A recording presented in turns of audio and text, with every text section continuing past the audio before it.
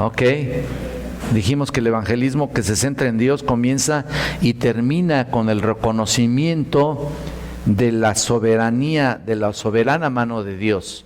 Y de ese aspecto de la soberanía quiero hablar en esta mañana.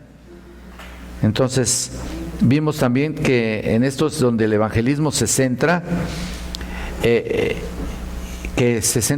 desgraciadamente, a veces el evangelismo se centra en el hombre y usurpa el papel del Espíritu Santo.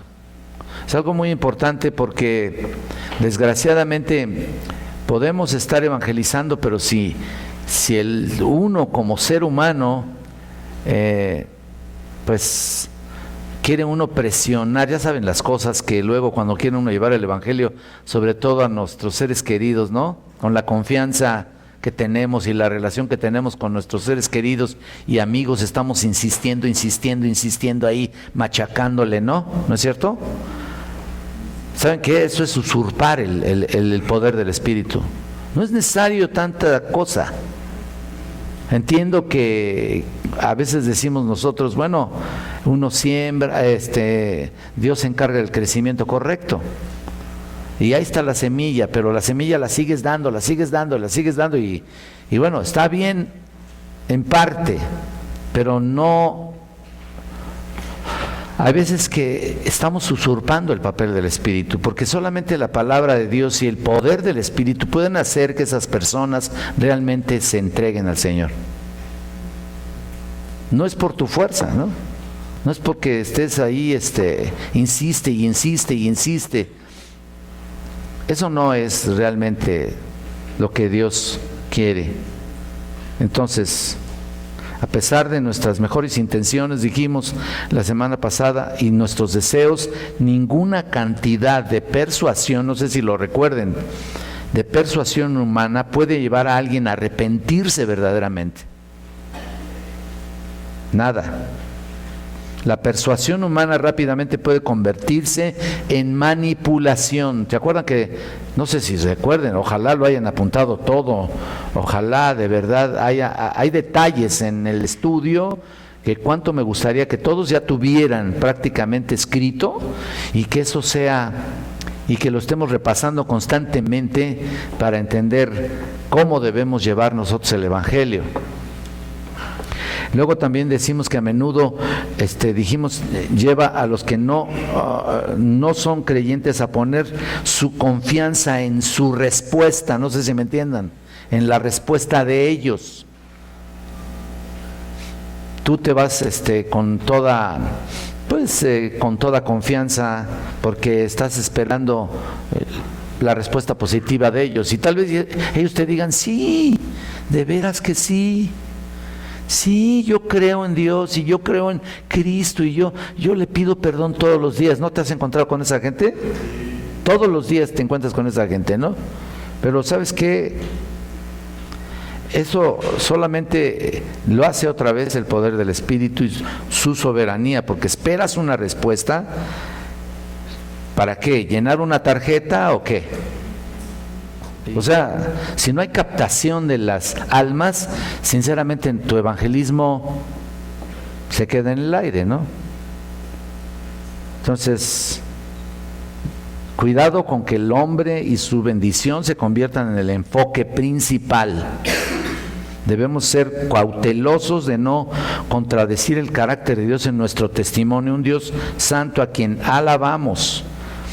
Y también dijimos que mientras la salvación es completamente la obra de Dios, Él usa frágiles vasos humanos como nosotros.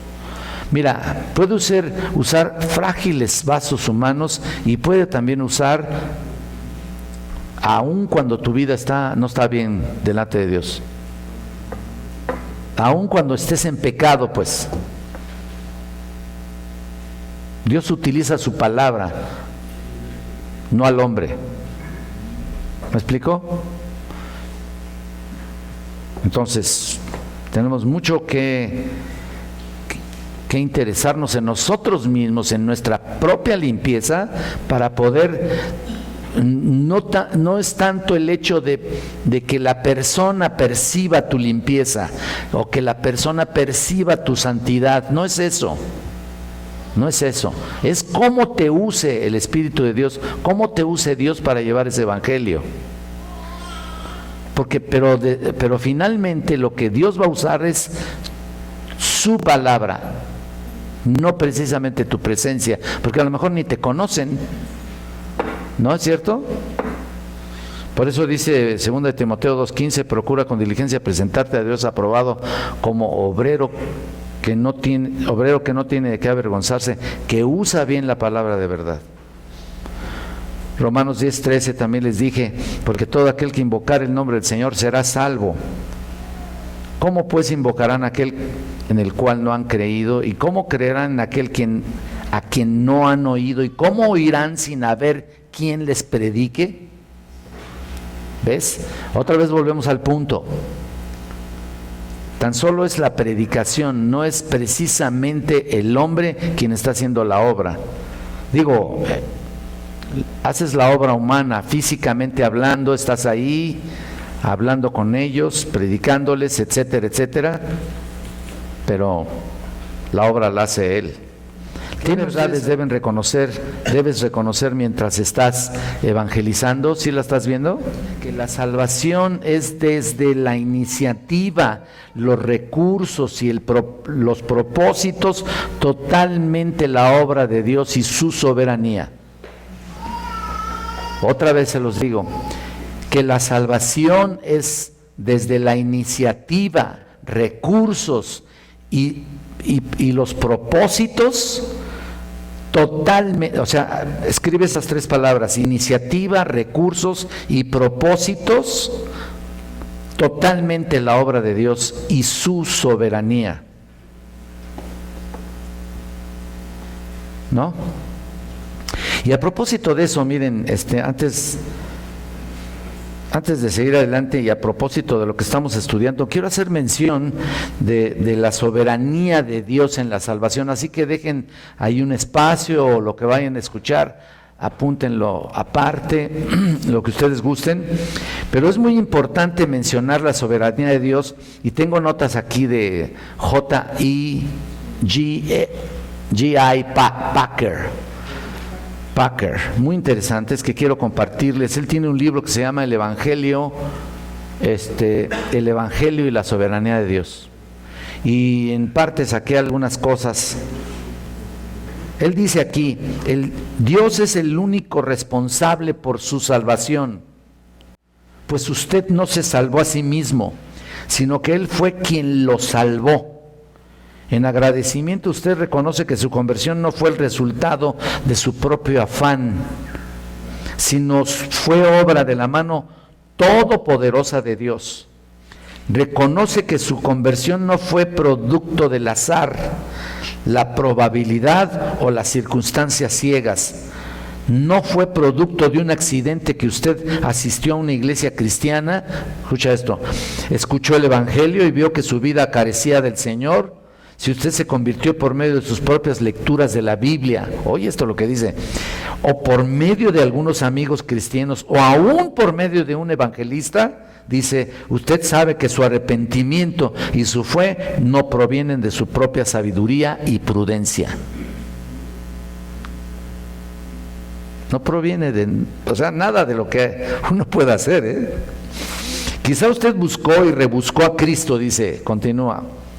Quizá usted pasó por muchas tribulaciones en su búsqueda de un significado, y quizá usted leyó y meditó mucho tratando de encontrar una orientación, pero ninguna de esas cosas hacen que la salvación sea obra suya.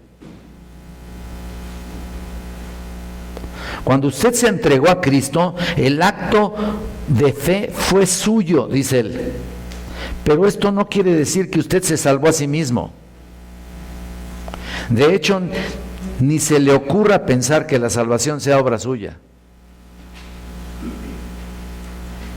Nada. Usted da toda la gloria a Dios por todo lo que Él hizo en salvarle, y usted sabe que sería blasfemia y soberbia no agradecerle por llevarle a la fe. Entonces, en su concepto de la fe y cómo la fe es otorgada, usted cree en la soberanía divina.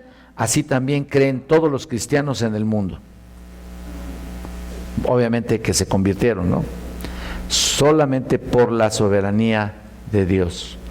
O sea, realmente nosotros no podemos aportar nada, ¿no? Hay quienes puedan decir, bueno, yo hice una decisión por Cristo, el decisionismo sobre todo. Ustedes saben que venimos con arrastrando ese tipo de formas erróneas de venir al Señor o supuestamente de salvarnos, ¿no? Yo hice una decisión. ¿Qué significa eso, no? Entonces, está en ti salvarte, ¿no? Finalmente, tú eres el que dices en qué momento, ¿no? No, de ninguna manera. Ahora, les voy a comentar algo con respecto a que existe una verdad absoluta e irrefutable en estos dos puntos. Mira, la soberanía divina y la responsabilidad humana. Y aquí nos estamos metiendo, por supuesto, un poquito en teología. Pues es lo que viene uno, está uno preparándose, ¿no? Para compartirles esto. Obviamente entendemos que Dios obra en el hombre, pero hay una responsabilidad humana que ustedes deben entender, debemos entender todos.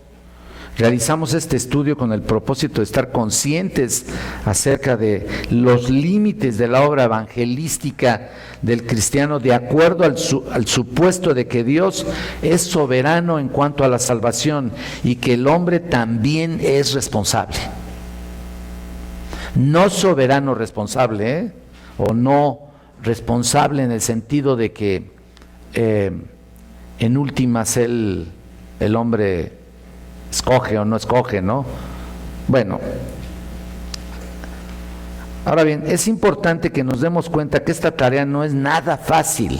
O sea, este punto de vista no es nada fácil. Todos los temas teológicos contienen algunas barreras, escucha esto, barreras repentinas y obstáculos inesperados. Porque la verdad de Dios nunca suele ser lo que el hombre espera. Nunca. Nuestra tarea es sin duda una de las más difíciles en toda la disciplina de la teología evangelística. Esto se debe a que tenemos que tratar con una palabra que les va a parecer rara, pero se llama antinomia en la revelación bíblica, y que en tales cuestiones nuestras mentes caídas y finitas son mucho más inclinadas a equivocarse, ¿no? ¿Qué es la antinomia? Bueno, se los voy a decir. En el diccionario usual de Larousse define la palabra de la siguiente manera, es una contradicción entre dos leyes o principios racionales. Esa es la antinomia. Dos leyes o principios racionales. Sin embargo, conforme a nuestro estudio, esta definición carece de exactitud, porque la definición debería comenzar diciendo una contradicción aparente. Eso es lo que pudiéramos pensar que pudiera ser un poco más acertado. En la teología usamos la palabra antinomia para referirnos a algo que parece contradictorio, pero en realidad no lo es. ¿Me explico? Queremos decir que dos verdades son aparentemente inconsistentes. Una antinomia ocurre cuando dos principios irrefutables no compaginan al verlos juntos. Los dos principios son válidos. Ese es el punto que quiero decir. Los dos son buenos, pero parece que no concuerdan, parece que no encajan, parece que no pueden ir juntos, pues, aparentemente. Aparentemente, son válidos. Y hay evidencias claras y convincentes que apoyan a cada uno, pero reconciliarlos es un misterio. Ningún teólogo, por excelso que sea, te puede decir con exactitud o te puede, mejor dicho, darte una solución a esos dos, a la antinomia que existe dentro de la teología, que son aparentemente contradictorias, pero van juntas. Por eso decimos, es la soberanía de Dios y la responsabilidad humana. Esos son dos puntos que aparentemente no pueden ir juntos, pero van. Hablaremos primero de la tentación de enfocarse exclusivamente en la responsabilidad humana. O sea, me veo en esta necesidad de explicarles esto, porque dejarles al aire la cuestión de la soberanía, aunque yo sé que de alguna manera lo explicamos y en las clases es posible que hablen de la soberanía en fundamentos de la fe, tal vez no creo que en membresía, pero sí hemos hablado incluso en el púlpito aspectos doctrinales muy importantes, ¿no? Y tal vez no lo hemos explicado a detalle, ¿no? Necesitarían ustedes estar tal vez en el seminario para que yo les explique un poquito a detalle, pero aquí hay algunos estudiantes que por supuesto saben de lo que estoy diciendo y que nos enfrentamos en un momento determinado a estos dos puntos de aparente, o sea, contradicción, ¿no? Entonces vamos a hablar primero, vamos a enfocarnos exclusivamente ahorita en primer lugar en la responsabilidad del hombre. Me vi en la necesidad de explicarles todo esto, ¿no? Como hemos visto, la responsabilidad humana es un hecho plenamente verdadero en la Biblia. La responsabilidad humana, la responsabilidad del hombre a su creador es algo muy serio. Es el hecho fundamental de su vida. Es lo que rige la conducta del hombre tanto hacia su creador como hacia su prójimo. Dios nos hizo seres morales y es de acuerdo a eso que trata con nosotros, ¿no? Su palabra dirige a cada uno de nosotros de manera individual y cada uno es responsable por su reacción a la misma,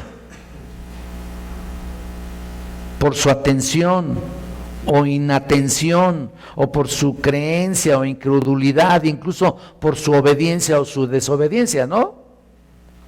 Cada quien, ¿no? ¿O a quién va a culpar Dios de la desobediencia? Pues a nosotros, ¿no? Él no se hace responsable, ¿no? Entonces ahí está el punto, ¿no? No podemos evadir la responsabilidad de nuestras reacciones hacia la palabra de Dios. Vivimos bajo su palabra, bajo su ley, y tendremos que responder por la manera en que conducimos nuestras vidas. El hombre es un pecador, ya lo hemos dicho, y sin Cristo es culpable, punto. ¿No? Esa es su responsabilidad. Es culpable y condenado por la ley de Dios. Por eso necesita el Evangelio, ¿no? Cuando el hombre escucha el Evangelio, es responsable por la decisión que hace, pero no que en este sentido porque sea producto de él mismo. O sea, si él hace una decisión, no quiero nada con el Evangelio, él es responsable. Sin embargo, si él decide, vamos a utilizar esa palabra, aunque yo estoy en contra de eso, ¿no? Si él hace una decisión por Cristo, no es realmente de su propia naturaleza, ¿me explico? Sino que Dios se lo puso ahí para que respondiera al Evangelio. Si es que hace una decisión, ¿no? Que otra vez volvemos a esa palabra que no me gusta, definitivamente, pero tiene que responder, más bien, más que decidir, tiene que responder al Evangelio, ¿no? Vamos a poner por caso eso. Entonces el Evangelio le da al hombre la elección libre entre la vida y la muerte. Es la elección más decisiva que uno puede enfrentar. Cuando presentamos el Evangelio a un inconverso, es muy probable que él trate de cegarse a la importancia y la urgencia del problema, de su propio problema, y así podrá ignorar la advertencia que se le ha dado, ¿no? O sea, tú llevas el Evangelio con todo y advertencia, ¿no? No llevas el Evangelio, la parte del Evangelio, la bonita, ¿no? La que va a darte lo mejor de tu vida, ¿no? La que va a satisfacer tu oído, la que te va a consolar de momento. Es cierto, hay personas que vienen a Cristo y vienen ya en un mar de lágrimas, queriendo salir de su problema, ¿no? Está bien, por supuesto. Dios lo abraza y lo recibe y por supuesto, pero anticipadamente Él ya lo escogió. ¿Me explico? Por su gracia, para venir de esa manera, para que su vida llegue su momento en que Él se entregue al Señor. ¿Ok? Pero si no lo recibe, o si no hace nada, o si lo ignora, o si te rechaza cuando lleves el Evangelio, Él es responsable. En tales casos nosotros tenemos que insistir que Él vea la gravedad de la situación. No estar ahí encima de la gente, ¿no? Pero que vea la gravedad de la situación y que use, pues, en todo caso,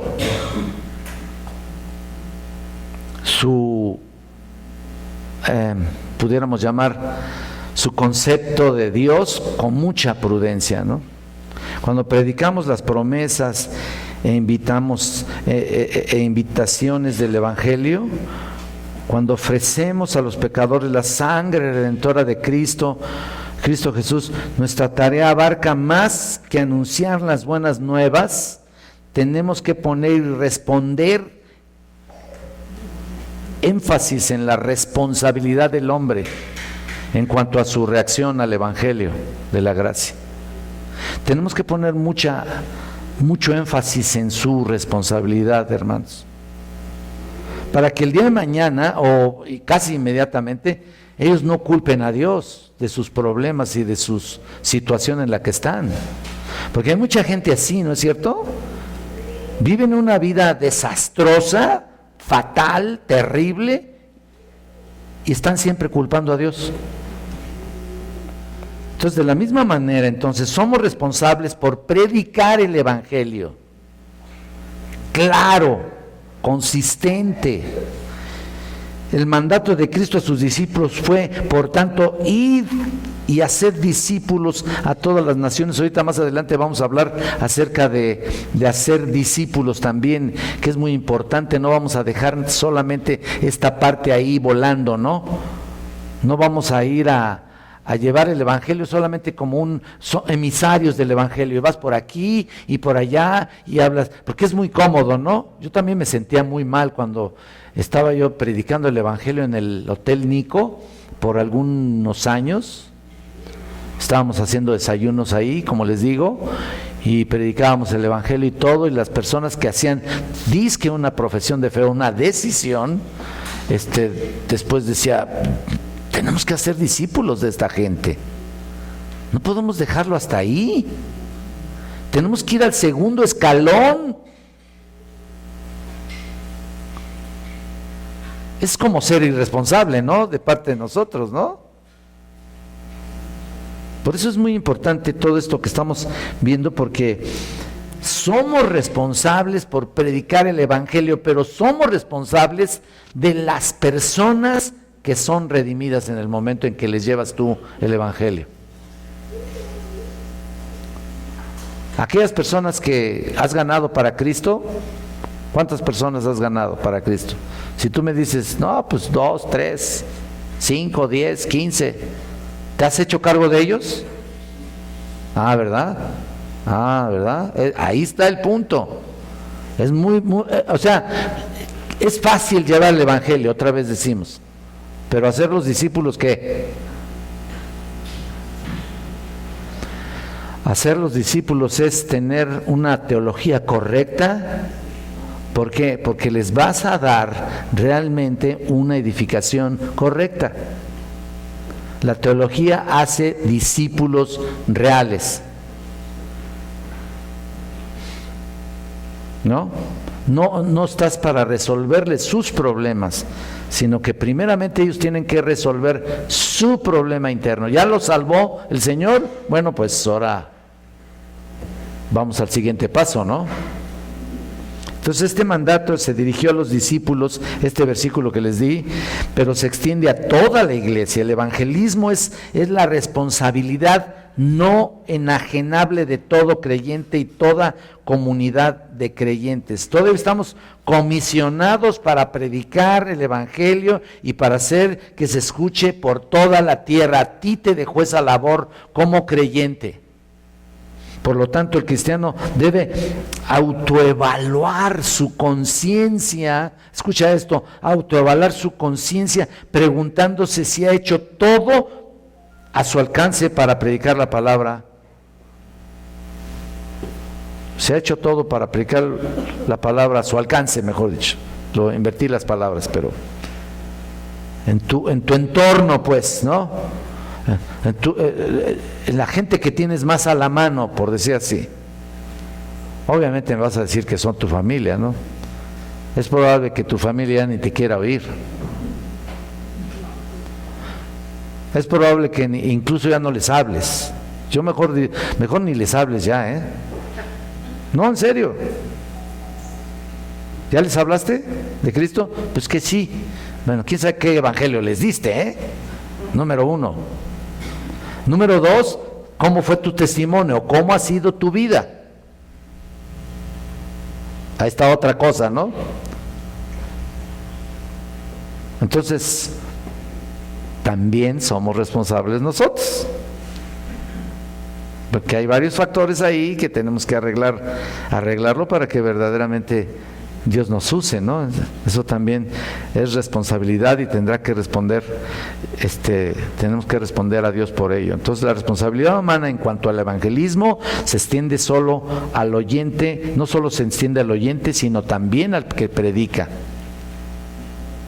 Y en ambos casos es una responsabilidad seria y pesada, ¿eh?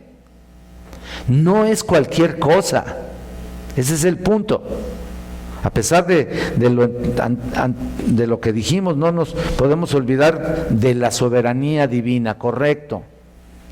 Mientras estemos conscientes de nuestra responsabilidad de proclamar el evangelio, nunca debemos olvidar que es Dios quien salva. Que quede eso bien claro.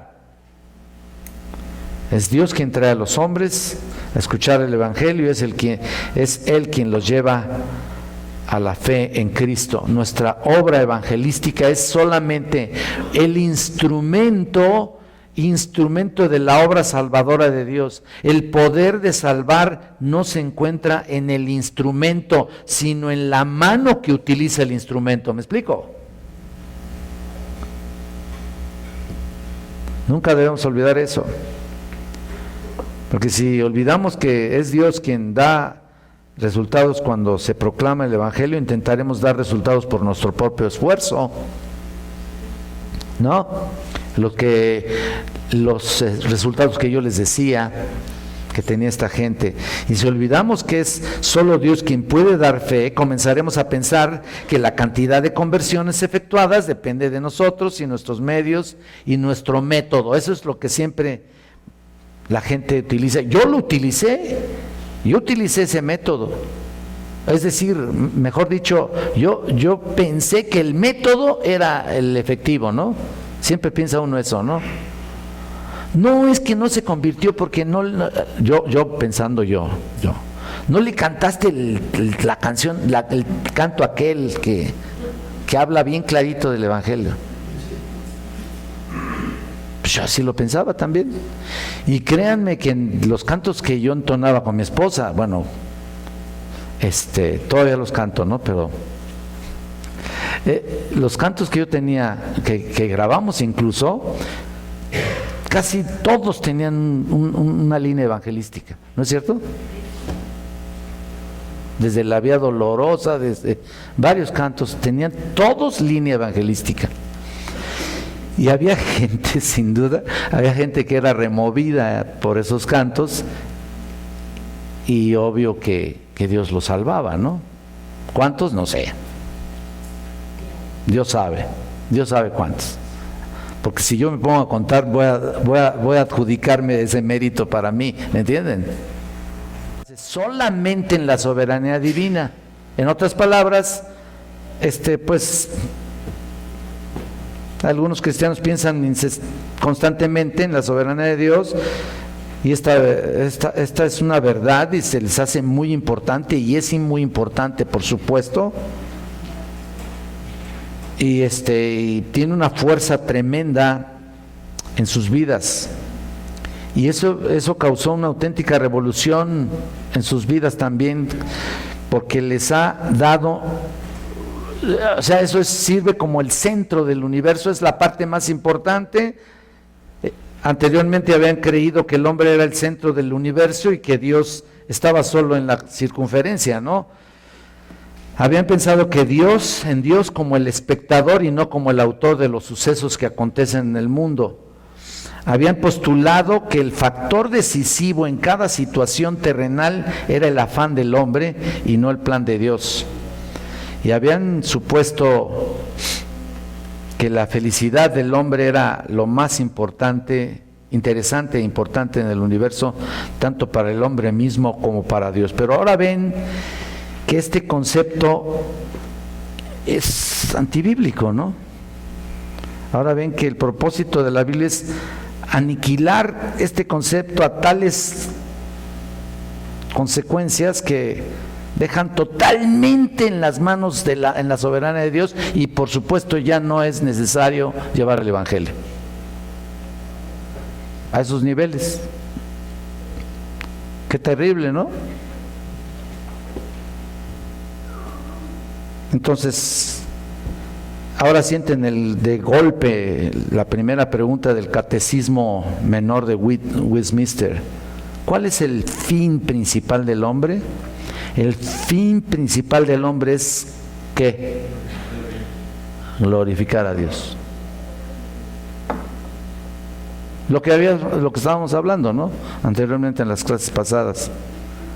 El gozar de Él para siempre. Ese es el fin principal del hombre. Ahora hay que entender esto, porque la manera de hallar la felicidad que promete Dios no es buscarla como un fin en sí, sino es olvidarse de uno mismo, buscando la gloria de Dios, haciendo su voluntad y verificando su poder en las penas y en las alegrías de la vida cotidiana, no importa cómo estés pasando tu vida.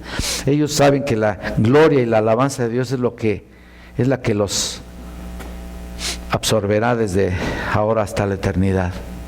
Entonces ven que el significado de sus existencias radican en adorar, exaltar a Dios en cada situación, en cualquier circunstancia. Su mayor preocupación es cómo voy a glorificar más al Señor, ¿no? ¿Cómo puedo exaltar a Dios en esta circunstancia? Ahora entienden más bien cuando hacen esta pregunta, que aunque Dios usa al hombre para llevar a cabo sus propósitos, en última instancia nada depende del hombre. Todo depende de Dios, que usa al hombre para hacer su voluntad.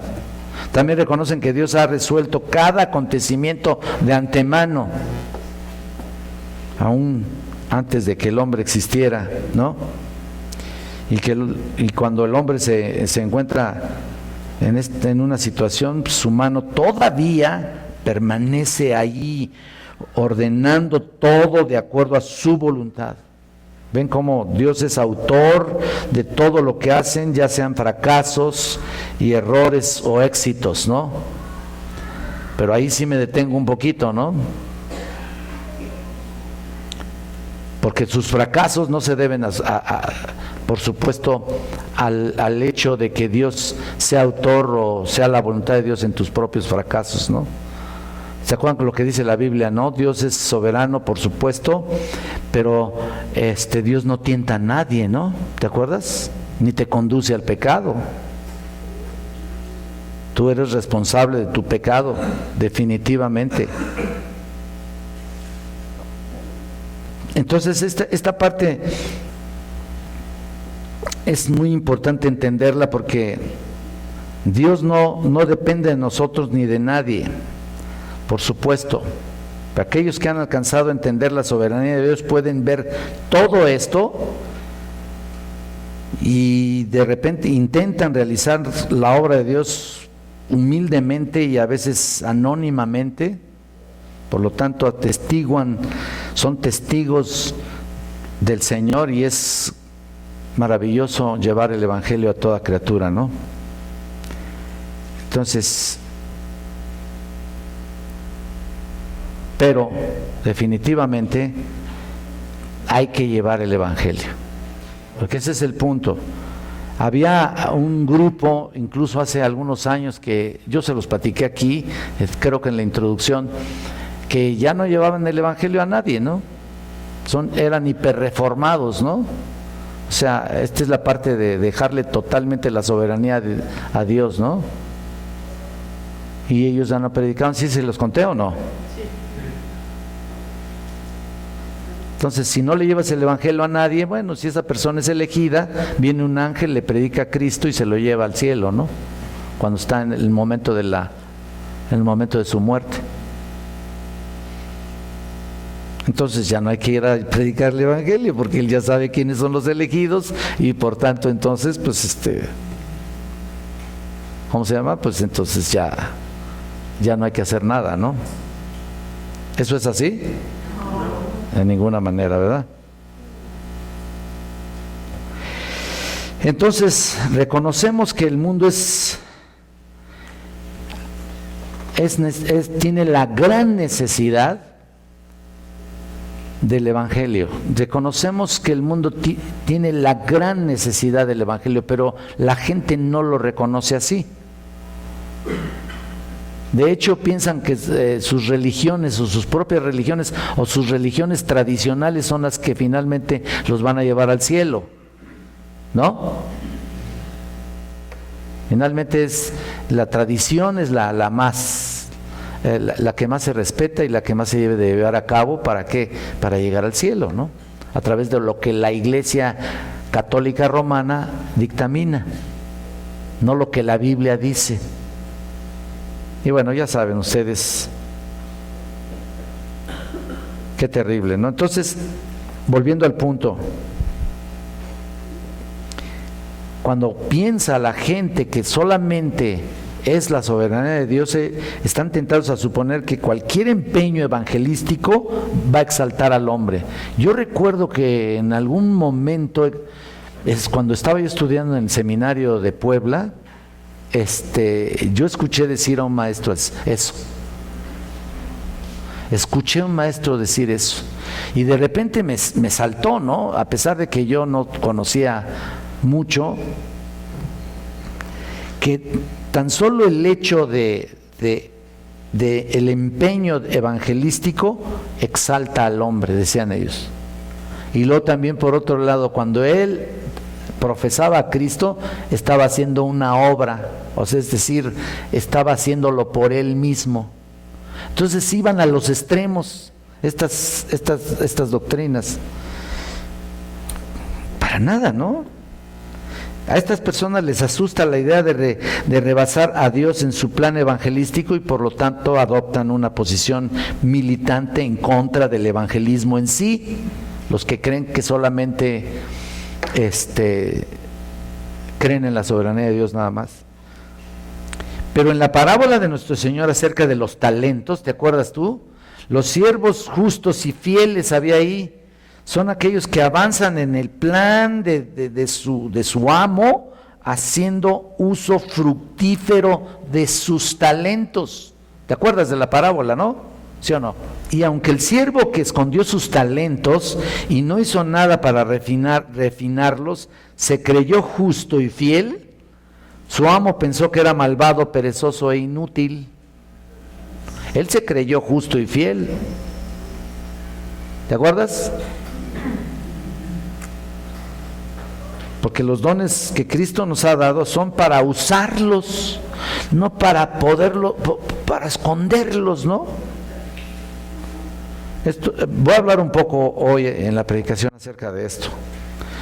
Y esto lo podemos aplicar a nuestra mayordomía del Evangelio. La verdad de la salvación no es dada gratuitamente, no la debemos esconder, sino que la debemos proclamar y compartir a nuestro prójimo. La luz no puede ser oculta, ponerla debajo del almud.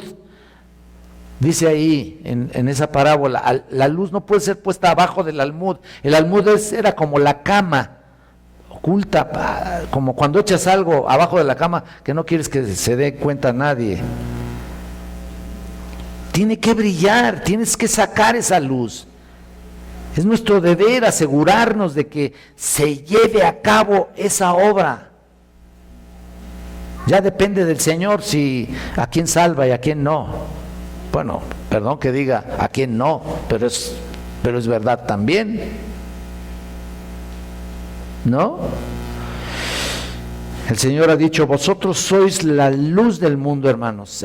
Y aquí está algo importante. Por lo tanto, Él que no hace todo a su alcance para proclamar el Evangelio de nuestro Señor Jesús, no es un siervo justo y fiel. Así dice aquí. ¿Te acuerdas que el que tenía solamente un talento lo escondió, no? Y pum, el Señor lo reprendió y ¿qué hizo? Pues aún lo que tenía se lo quitó.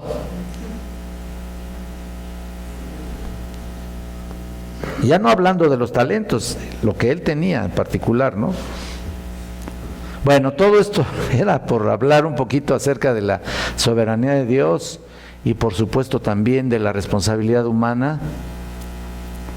Y ya les dije que son dos puntos diferentes, antinomia, que por supuesto convergen plenamente. ¿Por qué?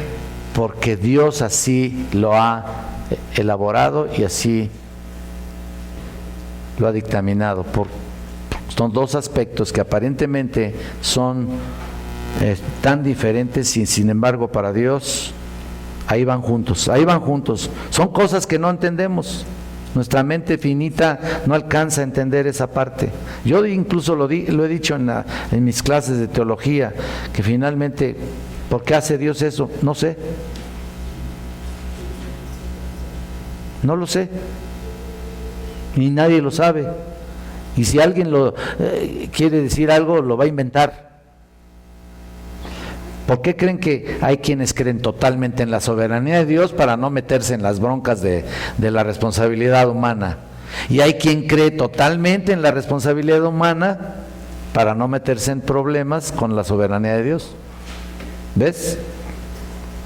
No puedes apartarte de esos dos polos que son tan diferentes pero que van juntos. Bueno, ahora después de este largo paréntesis, si les sirvió, espero que les haya servido un poquito esos comentarios, no sé. O les enredó más, o los confundió más. Espero que no. Digo, vean el número 2, dice: el Evangelio bíblico está determinado por las Escrituras. ¿Lo viste? Dios ha dado su palabra, dice en el recuadrito ahí, para que el hombre conozca la perspectiva divina. Las escrituras descubren al hombre su maldad, y cuando comprende su condición perdida es cuando puede clamar a Dios, porque comprende su urgente necesidad. Hay varios textos ahí. Por eso en Hebreos 1, del 1 al 3 dice: Dios, habiendo hablado muchas veces de muchas maneras en otro tiempo a los padres por los profetas, en los posteros días nos ha hablado por el Hijo, a quien constituyó heredero de todo y por quien asimismo hizo el universo, el cual, siendo el resplandor de su gloria y la imagen misma de su sustancia, y quien sustenta todas las cosas con la palabra de su poder, habiendo efectuado, aquí está el punto, la purificación de nuestros pecados, por medio de sí mismo se sentó a la diestra de la majestad en las alturas. ¿Lo vieron, no? Y en el 4:12 también, de Hebreos, porque la palabra de Dios es viva y eficaz y más cortante que toda espada de dos filos y penetra hasta partir el alma y el espíritu y las coyunturas y los tuétanos. Fíjate todo lo que hace la palabra de Dios. Y discierne los pensamientos y las intenciones del corazón. Tremendo, ¿no? Lo que hace la palabra. Y luego Romanos, también tenemos Romanos ahí 1:16. Es donde dice, porque no me avergüenzo del evangelio, porque es poder de Dios al judío primeramente. Bueno, creo que es lo que dice, creo que sí, ¿verdad? Sí, ¿verdad? A todo aquel que cree, y luego añade al final, dice al judío primeramente y también al griego. Ahí está. Bueno, todo, de aquí hasta el 32, ahí léelo por favor cuando tengas tiempo. Y también Isaías 55, del 8 al 10. El evangelio bíblico está dirigido, estamos hablando del evangelismo bíblico, está determinado por las escrituras, depende también, o sea, en gran parte debemos pensar que depende de la manera que tú estás enseñando esa parte, ese evangelio. No estoy diciendo que Dios no vaya a actuar en el hombre a pesar de que tú le des un solo versículo. Pero es importante decirles esto: la Biblia determina cómo se comunica el mensaje del evangelio. Existe una colección innumerable de métodos de evangelismo hoy en día. Hay métodos bíblicos, otros que no son muy bíblicos, y muchos otros caen en un amplio espectro en medio, ¿no? O sea, un montón de cosas sin nada sólido, ¿no? Para no ser arrastrado por cualquier tipo de método evangelístico, vamos a estudiar que el evangelio debe ser bíblico en todos los sentidos, ¿no? La letra A que tienen ustedes ahí dice: el evangelismo expone a los no creyentes a la palabra de Dios. ¿Lo tienen? Ahí está. Entonces, solo las escrituras pueden exponer la maldad del corazón y revelar la verdad salvífica. Anota lo que afirma la palabra en torno al corazón del hombre. La que actúa con poder es la palabra de Dios. Hebreos 4:12, porque la palabra de Dios es viva y eficaz, ya lo leímos, y más cortante que toda espada de doble filo, que penetra hasta partir el alma, el espíritu y todo lo que hace ahí. Mira, cuando dice de doble filo, expone la verdad y penetra el evangelio hasta lo más profundo de tu alma y de tu corazón. Por eso es una espada de dos filos. Pero también hay comentaristas que han dicho que la palabra, la frase espada de dos filos, hay comentaristas que han dicho que es una para salvar o para condenar.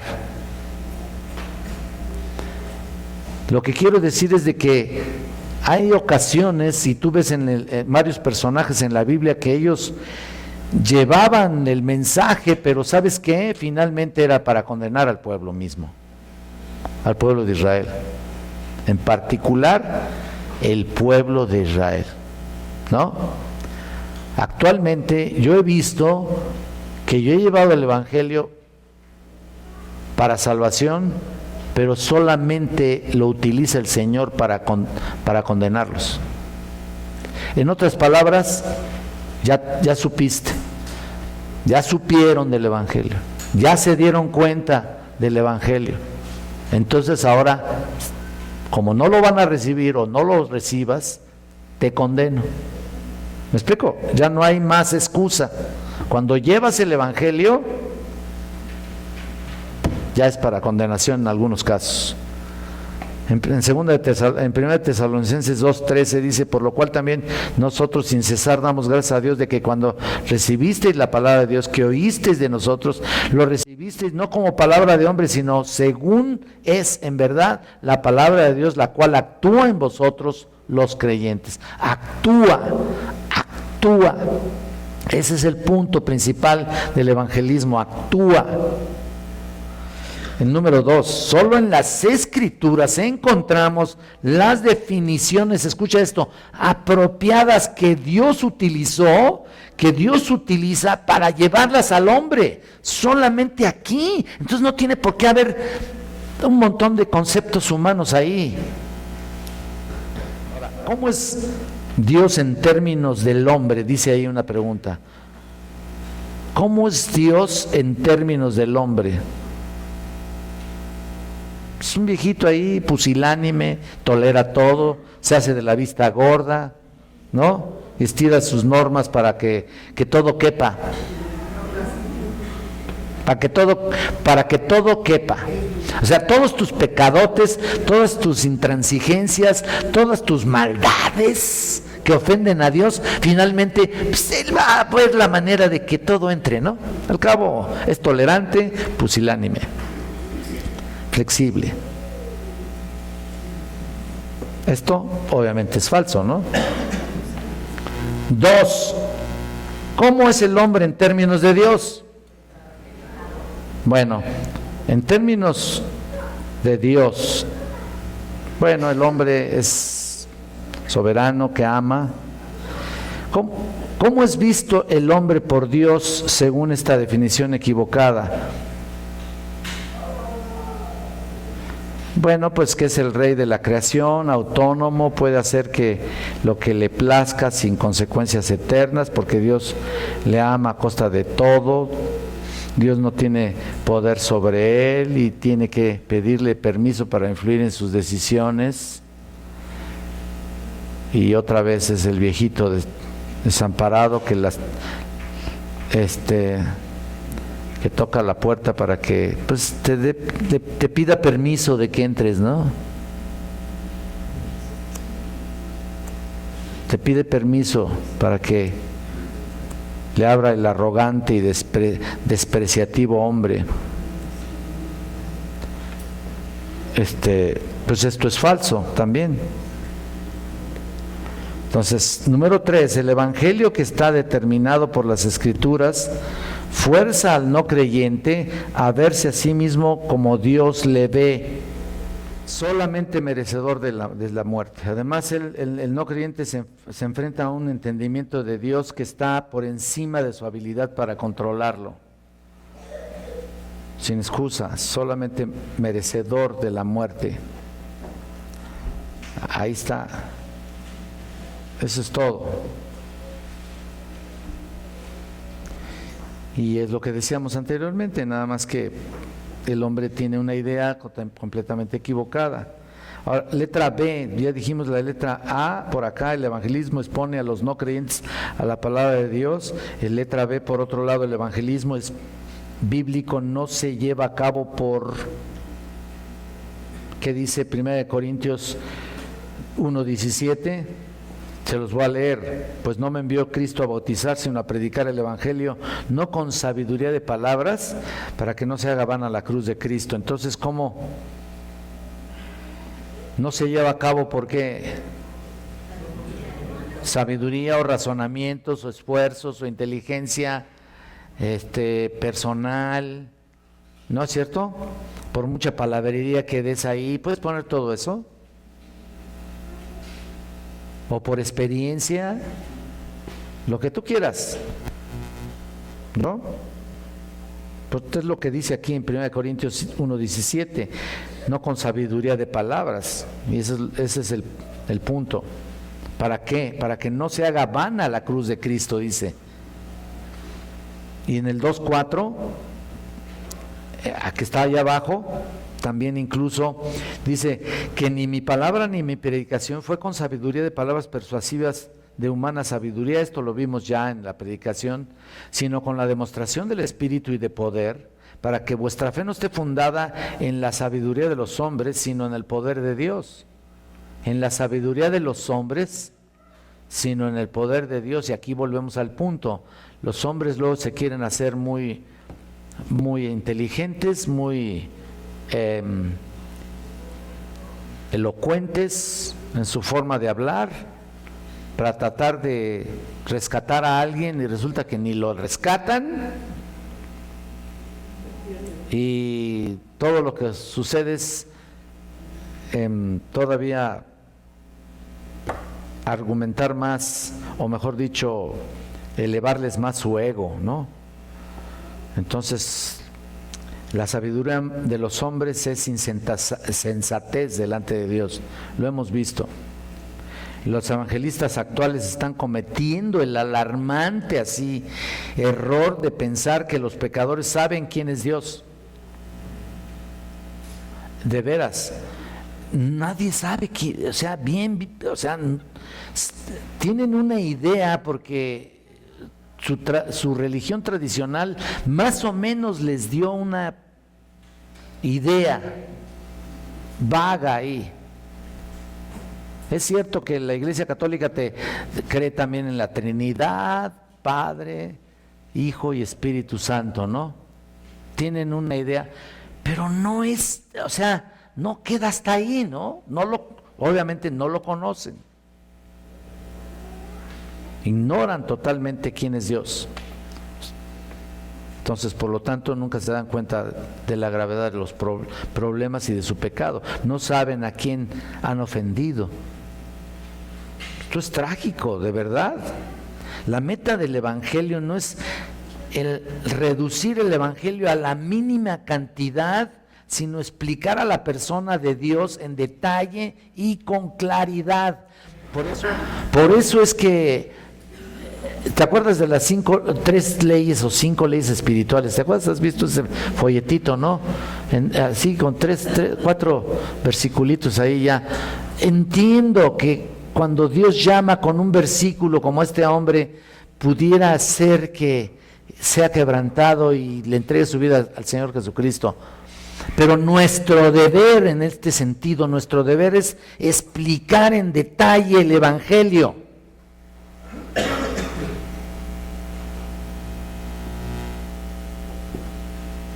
¿De acuerdo?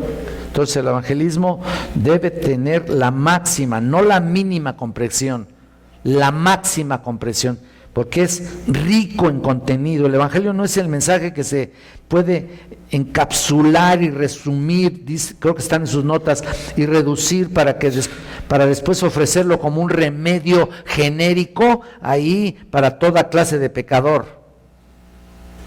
No es así. Por último, ¿qué debes exponer a los no convertidos y qué debes guiar y qué debe guiar tu evangelismo? ¿Qué debes exponer a los no convertidos y qué debe guiar tu evangelismo? Ponle todo el consejo de Dios sin abreviarlo, ponle así, exponiendo a la persona directamente a la Escritura, y la Escritura le va a decir todo, le va a decir que es pecador, le va a decir todo lo demás.